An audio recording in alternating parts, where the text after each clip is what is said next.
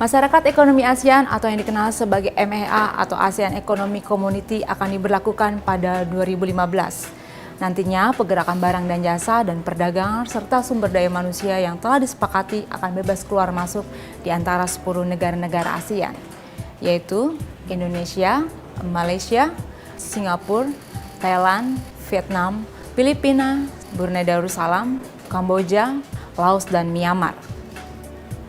Untuk menghadapi masyarakat ekonomi ASEAN, Indonesia harus mampu untuk memanfaatkan potensi pasar di ASEAN yang begitu sangat besar tersebut.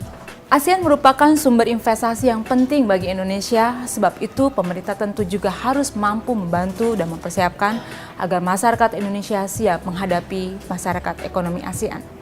Lalu bagaimanakah kesiapan daerah menghadapi masyarakat ekonomi ASEAN 2015? Untuk itu, mari kita simak tanggapan masyarakat mengenai hal tersebut.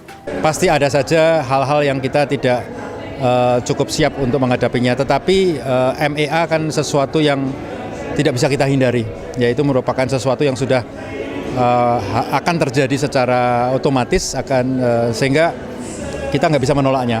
Jadi menurut saya itu hal yang harus siap nggak siap kita harus menghadapinya. Saya katakan bahwasanya dari sisi perbankan ya, kalau kita bicara masyarakat ekonomi ASEAN dari sisi perbankan, maka kita bicara mengenai Asian Banking Integration Framework.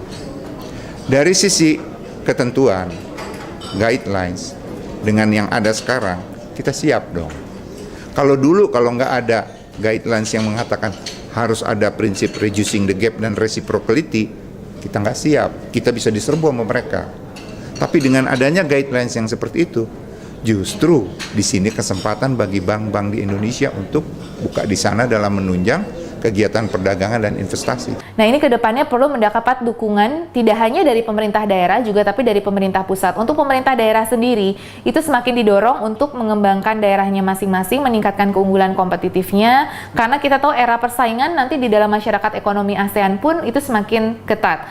Bahkan daerah-daerah pun itu bisa terekspos langsung dari masyarakat ekonomi ASEAN, apalagi daerah-daerah yang exposure atau memiliki network dengan negara-negara ASEAN, terutama misalkan daerah-daerah di perbatasan, itu sangat erat akan memiliki dampak dengan masyarakat ekonomi ASEAN. Sehingga memang daerah ini harus mulai berbenah karena persaingan semakin ketat tidak hanya dari dalam tapi juga dari luar, dari sesama negara ASEAN. Kita harus siap-siap ya. Kalau saya tadi sorotkan mengenai pekerja, karena dengan begini kan persaingannya jadi berubah, ya, dan itu penting yang kita mesti pikirkan.